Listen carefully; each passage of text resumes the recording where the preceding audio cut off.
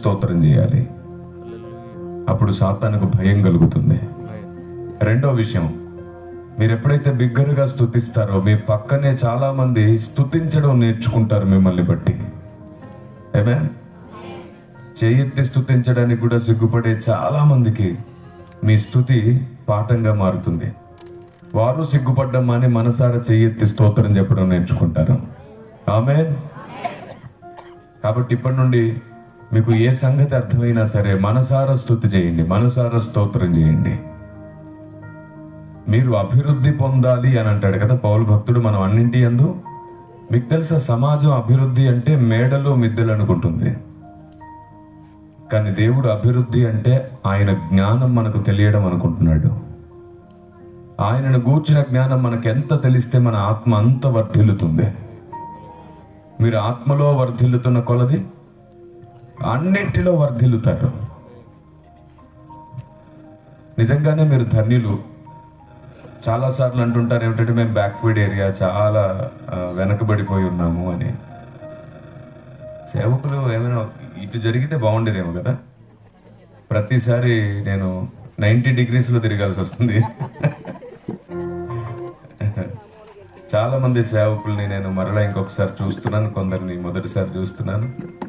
నేను వచ్చినప్పటి నుంచి చూస్తున్నాను. మా అన్నగారు వచ్చారు అని, ఆయన మార్టిన్ గారు, ఆయన కనబడలేదు. వదినమ్మ గారు ఇక్కడే ఉన్నారు. రైట్, వెళ్ళారా? కొంచెం ఇంకొంచెం ఇలా కొంచెం ఇటు జరిగి కూర్చోండి.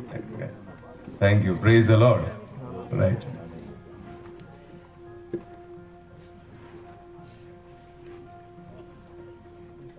ఇప్పుడు బాగుంది. మీరు ఇంత చలిలో సమయాన్ని వెచ్చించి ఇక్కడి వరకు వచ్చారు. నేనేమో అంత దూరం నుండి మీ దాకా వచ్చాను. విన్న సంగతులే విందామా, లేదా హెచ్చరికలు బుద్ధి మాటలతో ముగించుకుందామా, పరలోక మహిమను పొందగలిగే జ్ఞానం నేర్చుకుందామా? మీకు విషయం తెలుసా, మిమ్మల్ని హెచ్చరించడానికి, బుద్ధి చెప్పడానికి ఇంత ఖర్చు, ఇంత సభ అక్కర్లేదు. ప్రతి ఆదివారం దేవుడు సేవకుల్ని వాడుకుంటున్నాడు, సరి అయిన మార్గంలో మిమ్మల్ని నడిపిస్తున్నాడు. ఇలాంటి సభ జరిగినప్పుడు ఎప్పుడు వినే మాటే కాదు, ఎప్పుడు వినలేని మాట ఆకాశం నుండి దిగి రావాలి.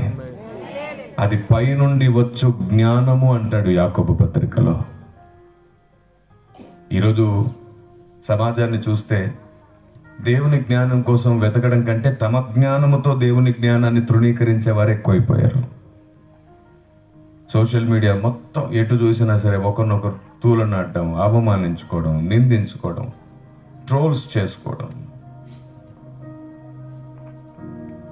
క్రైస్తవ్యానికి ఆరాధన అంటే నేర్పించిన మహాభక్తులు కూడా బైబిల్ ప్రకారంగా చూస్తే భక్తులే కాదంటున్నారు కొందరు, అక్షరార్థులు. నాకు అనిపించింది రాకడ చాలా దగ్గరలో ఉంది, అందుకే ఈ దౌర్భాగ్యులు ఇలా మాట్లాడుతున్నారు. మహాభక్తులను భక్తులు కాదు అనేస్తున్నారు. యేసన్న గారు ఎంతమందికి తెలుసు? ఆయన పాటలు ఎంతమందికి తెలుసు? ఆయన కూడా బైబిల్ ప్రకారంగా భక్తుడే కాదంటే, సేవకుడే కాదంటే ఇంక ఎంత విచిత్రం అది. ప్రాణం కంటే ఎక్కువగా దేవుని పనిని, దేవుని వాక్యాన్ని ప్రేమించి, ప్రాణం కంటే ఎక్కువగా పరిశుద్ధతను కాపాడుకొని, ప్రాణం కంటే ఎక్కువగా సంఘాన్ని కాపాడుకొని, ఆరాధన అంటే ఇది అని నేర్పించినటువంటి భక్తులు వాళ్ళందరూ. కానీ ఈరోజు సమాజము కన్నులు మూయబడ్డాయి. ఇహలోకపు దేవత వారి మనోనేత్రములకు గుడ్డితనం అన్నట్టుగా ధర్మ విరోధమైన ఆత్మ ఒకటి పనిచేస్తుంది.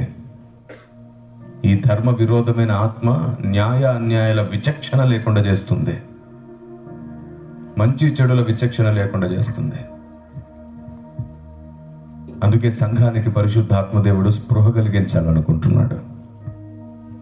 విపరీతాలకు ముగింపు పలకాలనుకుంటున్నాడు ఆయన. ఈరోజు 2 విషయాలు మీకు అర్థమయ్యేటట్టు చెప్తాను. మొదటి విషయం, యుగాలలో తరాలలో మరుగు చేయబడ్డ మర్మం. రెండవ విషయం, దేవుని నియామకం, దేవుని వ్యూహం, దేవుని ఆలోచన విధానం, దేవుడు ఎలా పని చేస్తాడో తెలుసుకొని మనం నేడు దేవుడు ఎలా పని చేస్తున్నాడో గుర్తించడానికి కావలసినటువంటి సంపూర్ణమైన జ్ఞానం. Praise the lord. ఈ రెండింటిని మనం ఈరోజు నేర్చుకుందాం. సరే, నేను మిమ్మల్ని ఒక ప్రశ్న అడుగుతాను, నాకు సమాధానం చెప్పండి. ఈ భూమి మీద ఏ సేవకుడైనా ఏ సేవకురాలైనా అలా ఆకాశం నుంచి దిగొచ్చారా, తల్లి గర్భం నుండి వచ్చారా? మనలాగా కదా, మనలాగే వచ్చారు. ఏలియా కూడా మీ వంటి స్వభావము గల మనుష్యుడే. ఏలియా కూడా మీ వంటి స్వభావం గల మనుష్యుడే. ఏ మనిషిలోనైనా సరే పొరపాటు లేకుండా, తప్పే లేకుండా ఈ భూమి మీద ఒక్క మనిషి అయినా ఉన్నాడా? బలహీనత లేకుండా ఒక్క మనిషి అయినా ఉన్నాడా? కొందరికి ఆవేశం ఎక్కువ, కొందరికి కోపం ఎక్కువ కదా, కొందరికి నోరు జారే లక్షణం, కొందరికి జ్ఞానం లేకుండా మాట్లాడే స్వభావం, కొందరికేమో శరీరం భయంకరంగా శోధింపబడుతుంది, కొందరికి కుటుంబం వల్ల సమస్య, కొందరికి డబ్బు పిచ్చి. ఇలా ఒకటి కాదు, రెండు కాదు, ఎన్నో బలహీనతలు ఎందరినో శోధిస్తూ ఉంటాయి, ఏలుతూ ఉంటాయి కదా. అంత బాగానే ఉంది నాన్న, నువ్వేం డిస్టర్బ్ చేయ, కూర్చుని పడు. అందరు మిమ్మల్ని చూస్తున్నారు. మీరు ఆ తర్వాత ఈ డిస్టర్బెన్స్ ఎక్కడి నుంచి వచ్చింది? అంతకుముందు లేదే నేను మాట్లాడేటప్పుడు. కేబుల్స్ అవి కూడా వచ్చినాయి సభకి.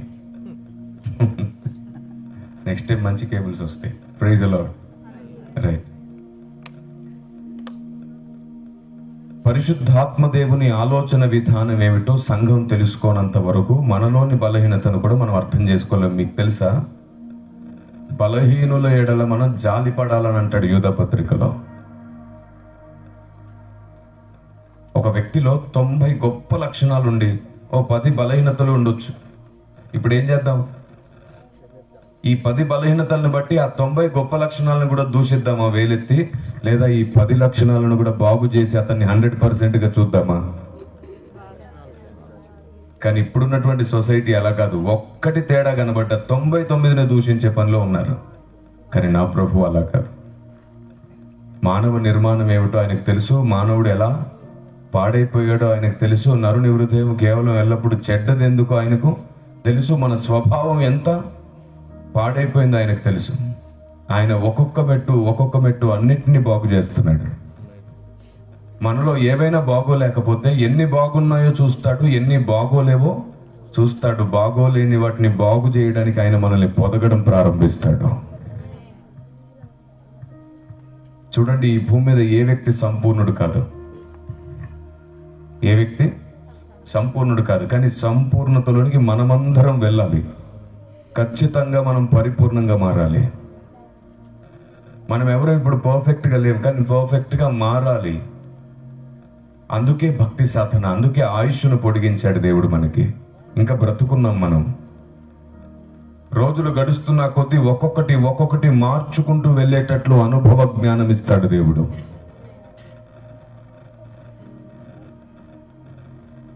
మీరు చెప్పండి, ధర్మశాస్త్రమును మానవుడికి ఇచ్చింది ఎవరు? ధర్మశాస్త్రాన్ని మనిషికి ఇచ్చింది ఎవరు? దేవుడు. కొంచెం గట్టిగా చెప్తారా? మనం సందేశంలో అడిగినప్పుడు కొన్నిటిని మీరు మాట్లాడుతూ ఉండండి కొంచెం బిగ్గరగా. అప్పుడు చుట్టూ ఉన్న చలి కూడా మీకు దూరం అవుతుంది. మీరు కొంచెం ఎక్కువసేపు మాట్లాడండి, స్తుతించండి. మీలో వెట్ట పుట్టి పరిశుద్ధాత్మ దేవుని హృదయం కూడా మీకు అర్థమవుతుంది. మీ గుండె కూడా మండుతుంది.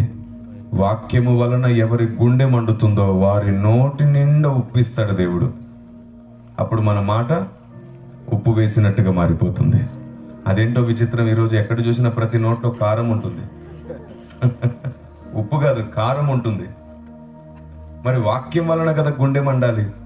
వాక్యం వలన కాకుండా మనుషుల మాటల వలన గుండె మండుతుంది. కాబట్టి మనుషుల జ్ఞానము వలన అది కారం అవుతుంది. అందుకే ప్రతి నోరు వివాదము, గొడవ రేపేలాగే మాట్లాడుతున్నారు. అపార్థమే జరుగుతుంది. అదే వాక్యము వలన మనం గుండె మండితే ఈ అగ్ని సారము ఉప్పుకు సారాన్ని ఇస్తుంది. Praise the lord. ఈ అగ్ని ప్రభావము, అందుకే అగ్ని వలన ఉప్పుకు సారము కలుగును అంటాడు. దేవునికి స్తోత్రం కలుగును గాక. దేవుని వాక్యము వలన మన నోటి మాటలు శుద్ధి చేయబడతాయి. మన హృదయం శుద్ధి చేయబడుతుంది, మన ఆలోచన విధానం శుద్ధి చేయబడుతుంది.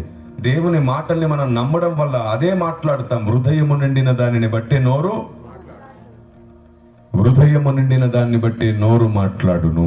దేవునికి స్తోత్రం కలుగునుగాక. ఆమేన్. కాబట్టి దేవుని ఆలోచన విధానాన్ని హృదయంలో నింపుకుంటే ఆ తర్వాత మన నోటి మాట సమస్త సమాజానికి మేలైన వెలుగవుతుంది. నేను మళ్ళీ చెప్తున్నాను, వాక్యము వలన హృదయము నుండి, వాక్యము వలన హృదయం మండాలి. అలా వాక్యము వలన హృదయము మండితే నోటి నిండా ఉప్పు సారం వస్తుంది. నోటి నిండా ఉప్పు సారం వస్తే తిరిగి ఈ లోకానికి మనం వెలుగైపోతాం. మీరు లోకమునకు వెలుగై ఉన్నారన్న మాట నెరవేరిపోతుంది. మనము ఉప్పు కాకుండా వెలుగయ్యే అవకాశం అయితే లేదు. మీరు ఒక వచనం గమనించారా? నేను లోకమునకు వెలుగై ఉన్నాను అని అన్నాడు ప్రభు. ఎప్పుడైనా నేను ఉప్పై ఉన్నాను అన్నాడా? అనడు కూడా. ఎందుకంటే యేసుక్రీస్తు నేను ఉప్పై ఉన్నాననే స్టేట్మెంట్ ఇవ్వకూడదు. నేను వెలుగై ఉన్నాననే స్టేట్మెంట్ మాత్రమే యేసయ్య ఇవ్వాలి. ఎందుకంటే మనం లోకము నుండి వేరు చేయబడ్డ ఉప్పు. సముద్రము నుండి ఉప్పు సెపరేట్ చేయబడుతుంది. సముద్రం అంటే లోకం. ఆయా భాషలో మాట్లాడు జనమును సముద్రం అంటుంది ప్రకటన గ్రంథం. కాబట్టి క్రీస్తు సముద్రం నుండి వేరు చేయబడ్డవాడు కాదు, పైనుండి వచ్చినవాడు ఆయన. Praise the lord. ఆయన ఉప్పు కాదు, ఆయన వెలుగు. కానీ మన విషయానికి అలా కాకుండా మీరు ఉప్పై ఉన్నారు అనడం మాత్రమే కాకుండా మీరు వెలుగై ఉన్నారని కూడా అన్నాడు. ఇప్పుడు రెండు అనుభవాలు కావాలి మనకి. ఒకటి, మనం ఉప్పు లాంటి వారం అవ్వాలి. రెండోది, ఉప్పు వంటి వారం అవుతే ఏమవుతాం? మన చుట్టూ ఉన్న వాళ్ళందరికీ సారం ఇస్తాం. మన చుట్టూ ఉన్న వాళ్ళని రుచిగా మారుస్తాం. ఎప్పుడైతే మన వలన అనేకులు రుచిగా మారుతారో అప్పుడు మనం వెలుగవుతాం. Praise the lord. నీవు ఒక్కడివి వెలుగవ్వడం సాధ్యం కాదు. కానీ నువ్వు ఒక్కడివి వెలుగు కావాలంటే నీ వల్ల అనేకులు రుచిగా మారాలి, వివేకవంతులు, జ్ఞానవంతులు అవ్వాలి. ఎప్పుడైతే నీ వలన కొందరు జ్ఞానవంతులు, వివేకవంతులు అవుతుంటారో అప్పుడు నువ్వు వెలుగుగా మారిపోతావు. ఈ ఉప్పు అనుభవం రాకుండా వెలుగు అనే అనుభవం రావడం సాధ్యం కాదు. మనం ఎప్పుడైతే సరిగ్గా దేవుని మాటల్ని మన హృదయంలో నింపుకుంటామో మన ఆలోచన విధానం, మన మాట తీరు కూడా ఉప్పులాగుంటుంది. అందుకే ఏమన్నాడు? మీ మాటలు ఉప్పు వేసినట్టు ఉండాలన్నాడు. మన మాట ఉప్పు వేసినట్టు ఉండాలి అంటే హృదయం నిండా దేవుని మాటలు నిండి ఉండాలి. ఇప్పుడు హృదయం నిండా దేవుని మాటలు నిండి ఉండడం అంటే అర్థం ఏమిటి? అంటే ఆదికాండం నుండి ప్రకటన గ్రంథం వరకు వాక్యాన్ని కంటతబడితే చాలాసేపు నుంచి మాట్లాడుతున్నారు, సైలెన్స్. పిల్లలకు నేర్పించాలి. మనం దేవుని మందిరంలో మాట్లాడకూడదు, ఆరాధనలో మాట్లాడకూడదు, సభల్లో మాట్లాడకూడదు అని నేర్పించాలి. చూస్తున్నాను పెద్దలు కూర్చొని ఉన్నారు కదా, అప్పటి నుంచి వాళ్ళకి చెప్తారేమో అని. సో మీరు చెప్పట్లేదు కాబట్టి నేను చెప్తున్నాను. ఇప్పుడు మీరు నాకు అక్క చెల్లెళ్ళు అయితే మీ పిల్లలు నాకేమవుతారు? ఒరే కాదు, నేను భద్రాచలంకి వచ్చానా వేరే గ్రహానికి వచ్చానా? మీది భద్రాచలం డిస్టికేనా? కొత్తగూడెమా? అల్లూరు సీతారామరాజు జిల్లానా? నేను ఈ భూమి మీదే ఉన్నానుగా. అడవిలో తిరిగి తిరిగి తిరిగి సడన్గా వేరే గ్రహంలోకి వచ్చానేమో అనిపిస్తుంది నాకు. నేను లోపల చాలా అలసిపోయాను. యాక్చువల్లీ చాలా రోజుల నుంచి నిద్ర లేదు. పైగా నిన్న కూడా విశాఖపట్నం వైపు వాక్యం చెప్పేసి మధ్యరాత్రి ఎప్పుడో బయలుదేరి నిద్ర లేకుండానే వస్తున్నాను అనమాట. సరే రాగానే అమ్మ 1 గంట నిద్రపోయి లేస్తాను అని చెప్పి పడుకున్నాను. తెలుగులో మాట్లాడారు కదా, అమ్మయ్య ఇది నేను భూమి అనుకున్నా. ఇక్కడికి వచ్చిన తర్వాత నేను అడుగుతుంటే మీరు కొన్ని చెప్పట్లేదే, నాకు అనిపిస్తుంది ఇది భూమేనా అని. ఏమడిగాను నేను ఇంతకుముందు? ఇప్పుడేదో అడిగానే. ఇప్పుడు మీరందరూ నాకు అక్క చెల్లెళ్ళు అయితే మీ పిల్లలు ఏమవుతారు? నాకు కోడళ్ళు, అల్లుళ్ళు కదా. ఇప్పుడు నేను వాళ్ళని గద్దించి సరి చేశాను అనుకోండి, వాళ్ళు ఏమనుకుంటారంటే మా మావయ్య మమ్మల్ని అనుకుంటాడు. కొందరు తల్లిదండ్రులు మా పిల్లలు అన్నాడు పాస్టర్ గారు. అనుకోవద్దు, మీరు నాకు అక్క చెల్లెలు కాబట్టి మీ పిల్లలు నాకు, కాబట్టి నేను వాళ్ళని గద్దించి సరి చేసి బాగు చేసే అధికారం నాకు కూడా ఉంది. లేదు అన్నా ఉంది. ఎందుకంటే ఇక్కడున్న వేదిక మీద నేను అలాంటి అధికారం కలిగి నిలబడి ఉన్నాను. నా తల మీద ఉన్న అభిషేకం అలాంటి అధికారం కలిగినది. Praise the Lord. ఆమేన్. నా తల మీద ఉన్న అభిషేకం ఎప్పుడు ఎవరిని అవమానించనివ్వలేదు, ఎవరిని హేళన చేయనివ్వలేదు, ఎవరిని తప్పుపడుతూ తృణీకరిస్తూ వారిని ఇబ్బంది పెట్టాలంటూ నా తల మీద ఉన్న అభిషేకం నన్ను ప్రేరేపించలేదు. నా తల మీద ఉన్న అభిషేకం నన్ను ఎప్పుడు ప్రేరేపిస్తుంది, వారు నా పిల్లలే, వీరు నా పిల్లలే, వారిని సరిచేస్తే సైనికులు అవుతారు, వారికి సరిగ్గా నేర్పిస్తే నాకు సైన్యం అవుతారు, వారిని సరిగ్గా నడిపిస్తే మండుతున్న దీపాలు అవుతారు.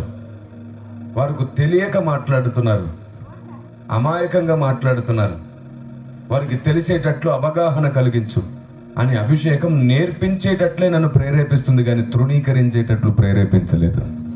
ఈరోజు చాలా మంది కొంచెం జ్ఞానం కలిగితే చాలు, ఒక 2-3 డిగ్రీలు చేస్తే చాలు, వారు చాలా పౌరుషంగా గర్వంగా మాట్లాడేస్తున్నారు. జాగ్రత్త, అన్నిటినీ పరిశుద్ధాత్మ దేవుడు నోట్ చేస్తున్నాడు. జాగ్రత్త.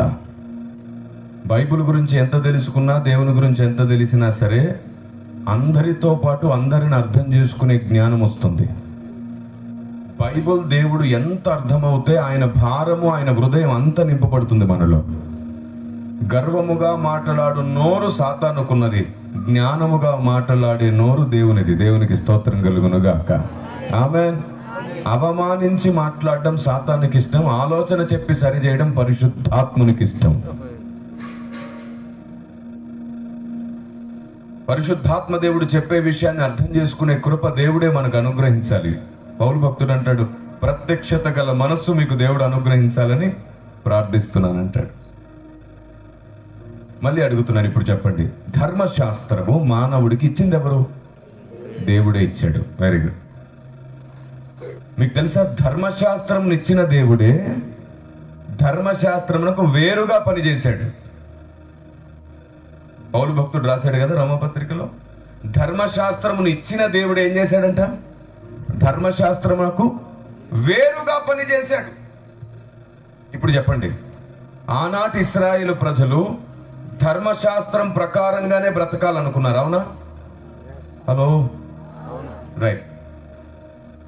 ఇప్పుడు దేవుడు ధర్మశాస్త్రానికి వేరుగా పనిచేస్తే ప్రవక్తలు ఎలా పనిచేస్తారు? దేవుడు ఎలా పనిచేస్తే వాళ్ళు కూడా అలాగే పనిచేస్తున్నారు. కానీ ఇశ్రాయేలు ప్రజలకు ఎలా అర్థమవుతుంది? వీళ్ళు ధర్మశాస్త్రానికి వేరుగా పనిచేస్తున్నారు, ధర్మశాస్త్రానికి విరోధముగా పనిచేస్తున్నారు. అందుకే చాలా మంది ప్రవక్తలను వాళ్ళు రాళ్ళు రువ్వి చంపేశారు. దేవుని ప్రజలు గుర్తుపట్టలేకపోయారు. వారు ప్రవక్తల దగ్గరకు వచ్చి కూర్చొని, అయ్యా మీరు ఎందుకు ఇలా చేస్తున్నారు, ఇది ధర్మశాస్త్రానికి విరుద్ధం కదా అని అడుగుంటే ప్రవక్తలు దేవుని మనస్సును అర్థమయ్యేటట్లు చెప్పేవారు. అడిగి తెలుసుకుందామనే కనీస సంస్కారం లేని రోజులు ఆ రోజు నుంచే ఉన్నాయి.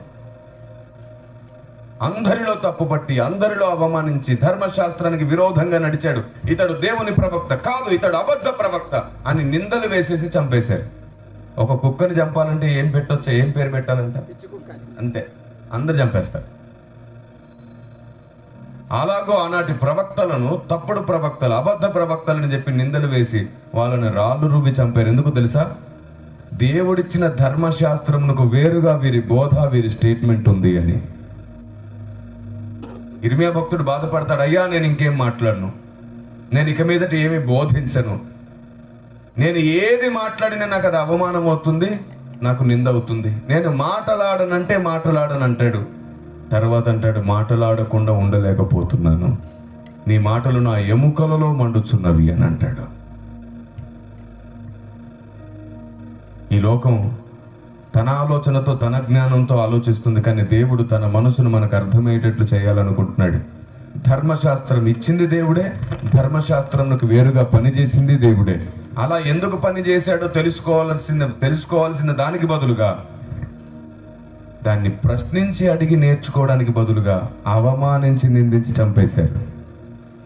ఇప్పుడు మీకు అర్థమయ్యేటట్టు చెప్తాను. ధర్మశాస్త్రానికి వేరుగా ఎంతమంది ప్రవక్తల జీవితాల్లో ఏమేమి జరిగింది? మొట్టమొదటి విషయం, మనకు బాగా తెలిసిన వ్యక్తి యోనా, మనకు బాగా తెలిసిన వ్యక్తి హోషయ్య, మనకు బాగా తెలిసిన వ్యక్తి యెహెజ్కేలు, మనకు బాగా తెలిసినటువంటి వ్యక్తి మోషే కదా. వీళ్ళందరూ ప్రవక్తలు. సరే, మోషే దగ్గరికి వద్దాం. మోషే భక్తుని గురించి ఒకసారి ఆలోచించండి. బైబుల్ ప్రకారంగా అంటే ధర్మశాస్త్రం ప్రకారంగా, పాత నిబంధన ప్రకారంగా అన్య స్త్రీని ప్రవక్త అయినను, యాజకుడైనను, నాయకుడైనను చేసుకోనకూడదు అనేటువంటి రూల్ ఉంది. ఉందా? ధర్మశాస్త్రం ప్రకారం అన్య స్త్రీనైనను, వ్యభిచారినైనను, విడనాడిన దానినైనను చేసుకోనకూడదు. మరి మోషే చేసింది ఏమిటి? కూషు దేశపు స్త్రీని పెళ్లి చేసుకున్నాడు. కూషు దేశపు అన్య స్త్రీ. అతడు కూషు దేశపు స్త్రీని చేసుకున్నందుకు ఎవరెవరు విరోధం అయిపోయారు ఆయనకి? సొంత అహరోను, మిరియాములు కూడా ఆయనకి విరోధం అయిపోయారు. కోరాహు, అభిరాములు కూడా విరోధం అయిపోయారు. ఇప్పుడు వాళ్ళ వాదన ఏమిటి? నువ్వు ధర్మశాస్త్రాన్ని మీరావు. ఏ ధర్మశాస్త్రం మాకు దేవుని నుండి మాకు అనుగ్రహించావు, అదే ధర్మశాస్త్రానికి నువ్వు వేరుగా పనిచేసావు. అప్పుడు మోషే అన్నాడు, కాదు కాదు అన్నలారా, నేనేదో కొత్తది చేయలేదు, దేవుణ్ణి అడగకుండా నేనేమి చేయలేదు. ఒకసారి కలిసి మనం దేవుని సన్నిధికి వెళ్దాం రండి. దేవుడు చెప్తాడంటే దేవుడు అవునని కాదనే దేవుడు కాదు. అక్కడ ధర్మశాస్త్రంలో అవునని చెప్పి ఇప్పుడు మళ్ళీ కాదంటాడా? మమ్మల్ని మభ్య పెట్టాలని చూడకు మోషే అని విరోధంగా ఆయన మీద రంకెలేయడం ప్రారంభించారు. అతడు ఇంకా తగ్గించుకొని సాగిలపడి, అన్నలారా రండి దేవుని దగ్గర తెలుసుకుందాం, దేవుడే మీకు చెబుతాడు అంటే మేము రాము అన్నారంట. కోరావు, అభిరాములు ఏమన్నారు? మేము రాము. ఆయన అవునని కాదనేవాడు కాదు. ధర్మశాస్త్రంలో ఏదుందో అదే మేము తూచా తప్పకుండా పాటిస్తామన్నారు. ఇప్పుడు చెప్పండి, ఇలా ఆలోచించండి, వాళ్ళ వాదనలో ఏమైనా తప్పుందా? పాజిటివ్గా ఆలోచించండి. వాళ్ళు కరెక్టా కాదా? ఇప్పుడు దేన్ని బట్టి కరెక్ట్ వాళ్ళు? అది సంగతి. ఈ పాయింట్ ని ఆధారం చేసుకుని కోరావు, అభిరాములకు ఒక పెద్ద సైన్యం తయారైంది. నిజమే, వాళ్ళు ధర్మశాస్త్రం చూపిస్తున్నారు, లేఖనంలో ప్రతిదీ కరెక్టే, వీళ్ళు చెప్పేది మనం వెంబడిస్తేనే దేవునికి అవుతాం. మోషే భ్రష్టుడైపోయాడు, మోషే తప్పు చేశాడు, మోషే ధర్మశాస్త్రానికి విరుద్ధంగా వెళ్ళాడని వాళ్ళు అనుకున్నారు. ఒక పెద్ద సైన్యం అతని వైపు తిరిగారు, కోరావు, అభిరాముల వైపు.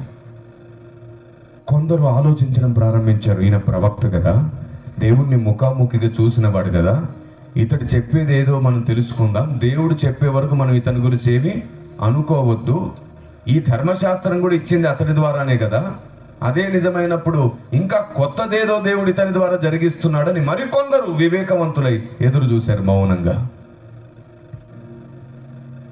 ఎందుకంటే మోషే భక్తుడు 10 ఆజ్ఞల పలకలు తీసుకొని వచ్చినప్పుడు కూడా 2 భాగాలు ఉన్నారు అక్కడ. ఎవరు యెహోవా పక్షం, ఎవరు బయలు పక్షం అన్నప్పుడు ఒక భాగం వచ్చారు. మరలా ఇక్కడ కూడా 2 భాగాలు. ఒకరేమో కనిపెట్టి ఓపికతో ఎదురు చూసి దేవుడు చెప్పే వరకు ఎదురు చూద్దాం అనుకునేవారు. మరికొందరేమో ఆల్రెడీ దేవుడు అవునన్నాడు, మళ్ళీ దీనికి విరుద్ధంగా దేవుడు ఏమి చెయ్యడు, ఈ మహాభక్తుడే భ్రష్టుడైపోయాడని ఆల్రెడీ తీర్మానించేసుకుని ఒక గుంపు అయిపోయి వ్యతిరేకిస్తున్నారు. చివరికి జరిగింది ఏమిటి? దేవుడు మోషే పక్షాన ఉన్నాడు. కోరాహుని, అభిరాముని, అతని సైన్యం మొత్తాన్ని దేవుడు శిక్షించాడు. ఎంత భయంకరమైన శిక్ష కదా! భూమి నోరు తెరిచి వారిని మింగేసింది. ఇంకా వింత రోగం పోలేదు అప్పటికి. భూమి నోరు తెరిచి మింగేసిన తర్వాత కూడా మరలా తెల్లవారగానే సనగడం స్టార్ట్ చేశారు ఒక వర్గం. ఏమిటంటే ఆ సనుగుడు, వాళ్ళు చనిపోవడానికి, అంత గొప్ప భక్తులు చనిపోవడానికి కారణం మోషేనే అంట. మర్రా దేవుని కోపం వారి మీదకి వచ్చింది. ఈ అక్షరాన్ని చూసే వాళ్ళకి ఎలా ఉంటుందంటే, లోబడే మనసు కంటే మాట్లాడే మనసు ఎక్కువ ఉంటుంది. అనవసరంగా నోరు జారుతారు. బైబిల్ సెలవిస్తుంది ఏమిటో తెలుసా వారిని గురించి? 10వ వచనంలో, వారు స్వాభావికముగా ఎరిగిన దానిని బట్టి మాత్రమే మాట్లాడుతారు, దూషిస్తారు, అయ్యో వారికి శ్రమ. యూదా పత్రిక 10వ వచనంలో ఉంటుంది. ఒకే అధ్యాయం ఉంటుంది యూదా పత్రికలో. 10వ వచనంలో అంటారు, వారికి శ్రమ. వారు స్వాభావికముగా ఎరిగిన దాన్ని బట్టి మాత్రమే మాట్లాడతారు. చివరికి జరిగిందేమిటి? దేవుడు మోషే పక్షాన నిలబడ్డాడు, కోరావు, అభిరాముల సైన్యాన్ని శిక్షించాడు. ఇప్పుడు మోషే భక్తుడు ఒక అన్య స్త్రీని చేసుకోవడం వెనకాలన్న ఉద్దేశం ఏమిటి? అప్పుడు దేవుడు బయలుపరచడం ప్రారంభించాడు. మీకు తెలుసా, మోషే భక్తుడు అన్య స్త్రీ అయిన కూషు దేశపు స్త్రీని చేసుకోవడం వెనకాలన్న అసలు ఉద్దేశం ఏమిటో తెలుసా? ప్రవక్తల జీవితాల్లో దేవుడు తన జీవితంలో నెరవేరబోయే, అంటే తన ప్రణాళికలో నెరవేరబోయే వాటిని జరిగించడం ఆయనకు అలవాటు. మళ్ళీ చెప్తున్నాను, ప్రవక్తల జీవితాలలో దేవుడు తన భవిష్యత్తు ప్రణాళికను ముద్ర వేస్తాడు. ప్రవక్తలు నడిచే గ్రంథాలు, ప్రవక్తలు సజీవ పత్రికలు. వారి జీవితంలో దేవుని వాక్యాన్ని ముద్ర వేసుకొని బ్రతికిన వారు ప్రవక్తలు. దేవుని హృదయ వేదన వారి జీవితంలో అనుభవించి ప్రజలకు చూపించిన వారు ప్రవక్తలు. దేవుని కన్నీటిని వారు అనుభవించి, ఇదిగో దేవుడు ఇంత బాధపడుతున్నాడని చూపించిన వారు ప్రవక్తలు. ఉదాహరణకి హోషేయ భక్తుడు. మీరు చెప్పండి, వ్యభిచారిని చేసుకోనకూడదు అని ధర్మశాస్త్రమైనప్పుడు వ్యభిచారిని చేసుకోమని హోషేయతో చెప్పింది ఎవరు? దేవుడే. కానీ ఆనాటి రోజుల్లో హోషేయని ఎంత అవమానించుంటారు, ఎంత నిందించుంటారు. నువ్వు ప్రవక్తవా? వ్యభిచారిని చేసుకోనకూడదని చెప్తే వ్యామోహంతో నువ్వు ఒక స్త్రీ వలలో పడ్డావు. అందంగా ఉందనో ఇంకోటనో నువ్వు ఒక స్త్రీ వలలో పడ్డావు. ఛీ, నువ్వు ప్రవక్తవే కాదు. ఎంత అవమానించుంటారో హోషేయని. అన్నిటినీ కన్నీళ్లతో వేదనతో దేవుని సన్నిధిలో మోకరించి అనుభవిస్తూ ఉన్నాడు హోషేయ. హోషేయ, నేను చెప్పింది చెయ్యి, ఈ జనులకు భయపడకు, నేను చెప్పింది చెయ్యి. అయ్యా, నావారు తనవారు తన మన భేదం లేకుండా అందరూ నన్ను విడిచారు, నేను ఒంటరిగా ఉన్నాను. హోషేయ, నేను నీతో ఉన్నాను, నేను చెప్పింది చెయ్యి. అరచేతుల్లో గుండెని పట్టుకుని ధైర్యం తెచ్చుకుని, ఒక వ్యభిచారిని హోషేయ పెళ్లి చేసుకుంటే ఆవిడ మళ్ళీ ఏం చేస్తుంది?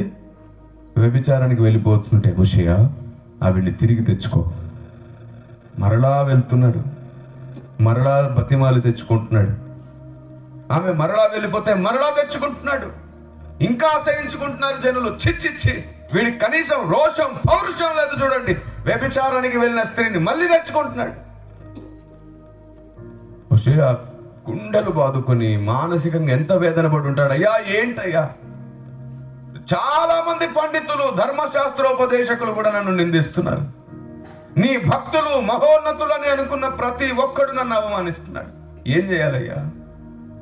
హోషేయ, ఎందుకని నేను ఇలా చేశానో తెలుసా?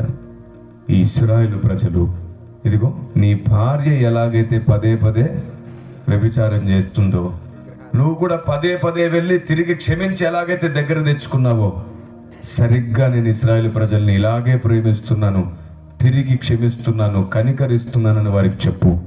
వారు నన్ను విడిచి వ్యభిచరించిరి. చూసారా? అంటే దేవుడు తన హృదయ వేదనని భక్తుల ప్రవక్తల జీవితాల్లో పెట్టి చూపించడం ఆనాడు దేవుడు జరిగించాడు. యెహెజ్కేలు, అతని జీవితం అయితే అద్భుతం.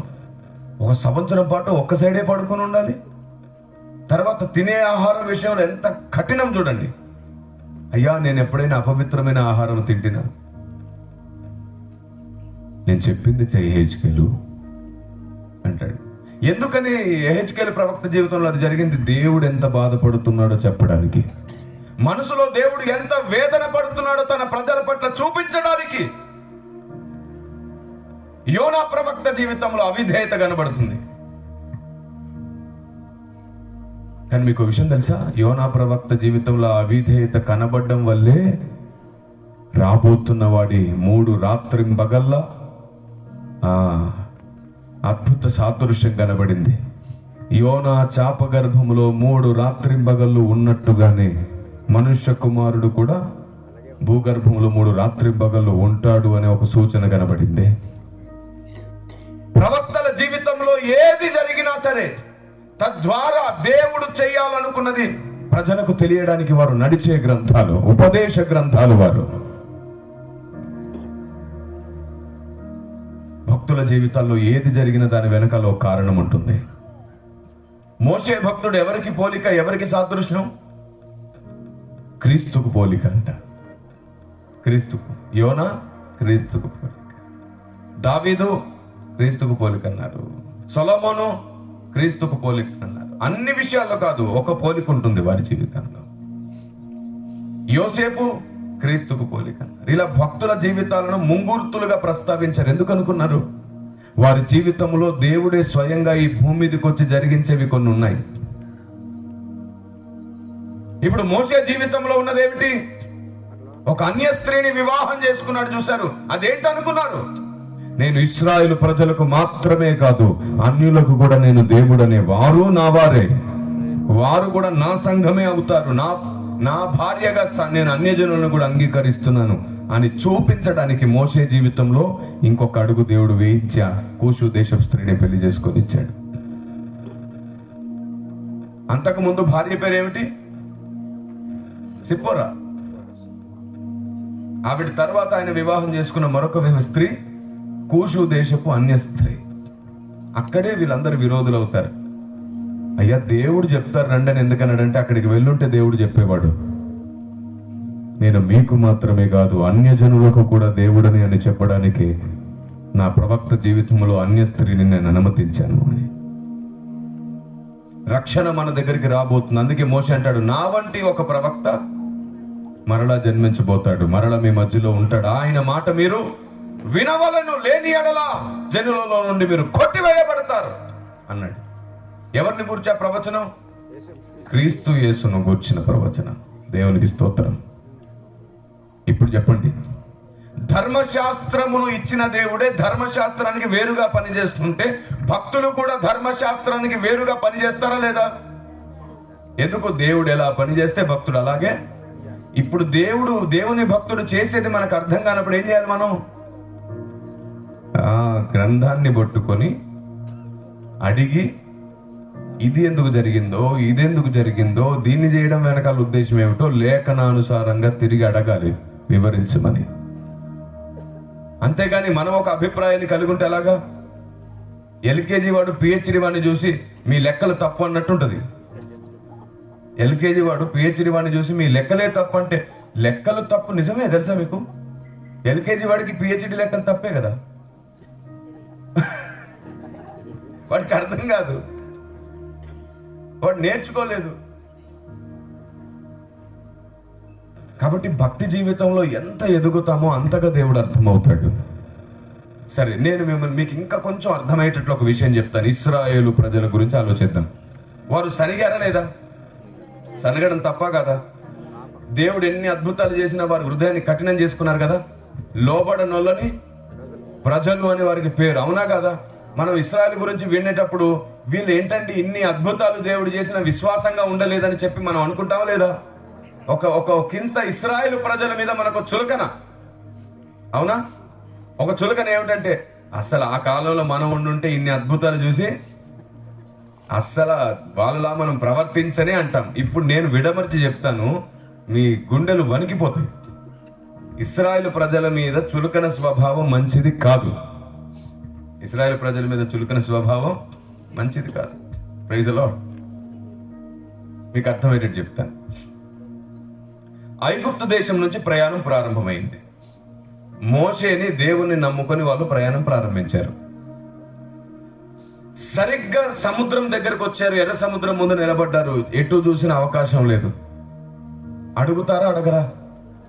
అయ్యా, నువ్వు వాగ్దాన భూమి అన్నావు, వేరే వైపు నుంచి వెళ్ళొచ్చు కదా, రాంగ్ రూట్లో తెచ్చేవి ఏమిటని అడుగుతారా? అడగరా? అంతెందుకండి, బండారిగూడానికి వెళ్ళే దారి ఇదే అని చెప్పేసి నన్ను ఒక అడవిలోంచి తీసుకొచ్చేటప్పుడు పొరపాటుగా అది వేరే రూట్లో వెళ్ళిన తర్వాత ఎక్కడో పొలాల దగ్గర ఆపేసింది అనుకోండి గూగుల్. ఇది చాలాసార్లు అదే చేస్తుంది. అది అసలు ఆ మ్యాప్ పెట్టిన అంట నేను, అరే బుద్ధి ఉందా నీకేమైనా? ఇటు తీసుకొచ్చేవి ఏమిటి? నీకు తెలియకపోతే 10 మందిని అడిగి మంచి రూట్లోకి తీసుకురావచ్చు కదా. అడుగుతానా? అడగనా? మళ్ళీ ఇప్పుడు రిటర్న్ రావడానికి 3-4 గంటలు వెనక్కి ప్రయాణం చేయాలి, అక్కడ సభ అయిపోతుందని బాధపడతానా? అవునా? సేమ్. వాస్తవానికి వాగ్దాన భూమికి వెళ్ళడానికి వేరే దారి ఉంది, కానీ ఈ దారిని ఎంపిక చేసుకున్నావు ఏమిటి మోషే? ఏం చేయాలనుకుంటున్నావు అని అడుగుతూనే ఉన్నారు. ఇంతలోగా ఫరో వెనకబడి వస్తున్నాడు. ఏ వ్యక్తికైనా భయం అవుతుందా? అవదా? రైట్. ఏంటి ఆ భయం?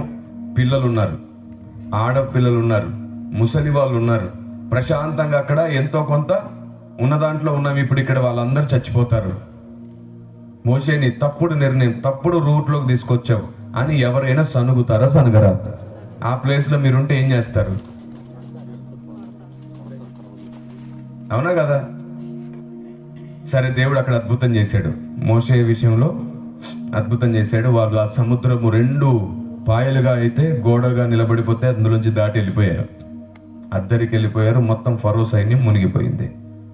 దేవుడు మహాకార్యములు చేశాడని గొప్ప సంతోషం, ఆనందం. సరే, ప్రయాణం స్టార్ట్ అయింది.